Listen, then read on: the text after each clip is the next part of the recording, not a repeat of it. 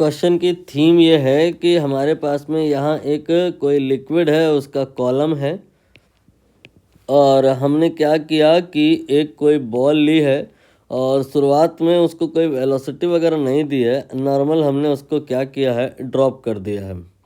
Drop कर दिया है तो बिकॉज ऑफ ग्रेविटी वो नीचे आएगी, W बराबर mg। इसमें तो कोई संदेह है ही नहीं, ये तो लगेगा ही लगेगा। तो इस फोर्स की वजह से ये आप समझ सकते हो कि बॉल जो है वो नीचे आएगी। ठीक, इसका जो वेलोसिटी है शुरुआत में 0 होगा, बट 0 रहने नहीं पाएगा क्योंकि ये जो mg है वैल्यू को धीरे धीरे बढ़ाएगा। बट यहाँ पर एक जो अपोजिंग फोर्स है that will be at present 0, because question में बोला गया है कि force proportional to speed. Speed शुरुआत में है ही नहीं, तो जो अपोजिंग फोर्स यानी कि अगर वेलोसिटी इसकी नीचे हो तो ऊपर की डायरेक्शन में लगने वाला फोर्स वो जो है आपका यहाँ 0 होगा। बट ज़्यादा देर ऐसा रह नहीं पाएगा, जब ये बॉल थोड़ा नीचे पहुँच जाएगी तो बिकॉज ऑफ ग्रेविटी इसमें क्या होगा कि वो अपोजिंग फोर्स भी डेवलप हो जाएगा।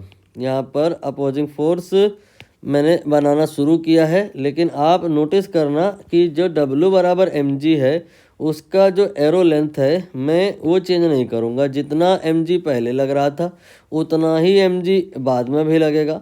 लेकिन जो ये अपोजिंग फोर्स है ये आपका शुरुआत में तो था ही नहीं क्योंकि वेलोसिटी 0 थी, लेकिन जैसे जैसे ये बॉल नीचे की दिशा में आती जाएगी बिकॉज ऑफ एक्सेलरेशन, स्पीड इसकी बढ़ती जाएगी, because of that opposing force इसमें जो है वो बढ़ता जाएगा। तो यहाँ पर थोड़ा सा कुछ ही सही लेकिन अपोजिंग फोर्स ज़रूर लगाइए। अब आप फर्दर पैटर्न समझ के एनालाइज करिए चीज़ें बाद में होने क्या वाली हैं।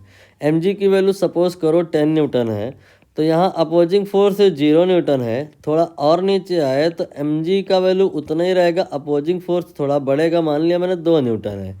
फिर और थोड़ा आप अगर नीचे आओगे तो ये 10 न्यूटन का mg होएगा और अपोजिंग फोर्स अब थोड़ा और बढ़ जाएगा। क्यों? क्योंकि अब स्पीड और बढ़ चुका होगा, ये 8 न्यूटन हो जाएगा, सॉरी ये 4 न्यूटन हो जाएगा।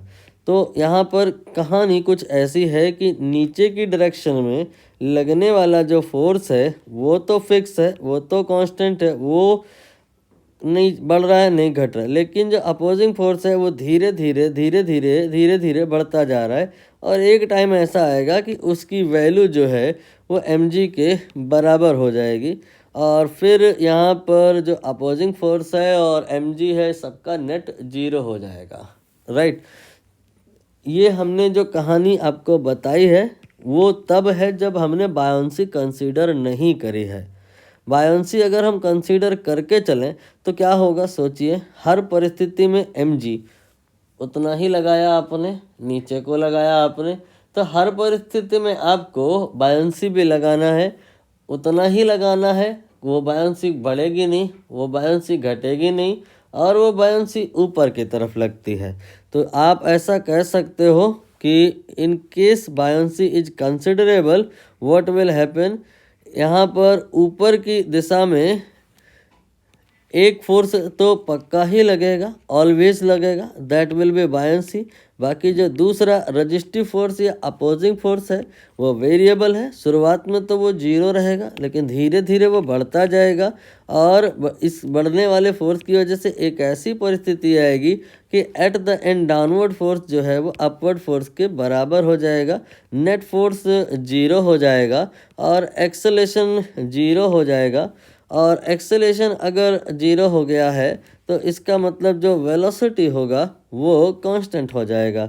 इसी कांस्टेंट वेलोसिटी का एक नया नाम दिया जाता है टर्मिनल वेलोसिटी।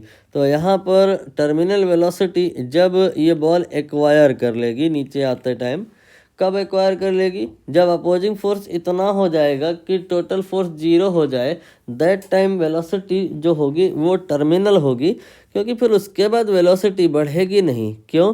क्योंकि फोर्स बैलेंस हो गया है, एक्सेलरेशन 0 हो गया है, तो फिर उसमें एक्सेलरेशन रिटार्डेशन कहीं कुछ आएगा नहीं और फिर वेलोसिटी कांस्टेंट हो जाएगी। तो यहाँ पर कहानी आपकी सी वाली बनेगी, जिसमें नीचे की दिशा में लगने वाला फोर्स ऊपर की दिशा में लगने वाले फोर्स के जो टोटल के बराबर हो जाएगा, F V plus F B के बराबर हो जाएगा।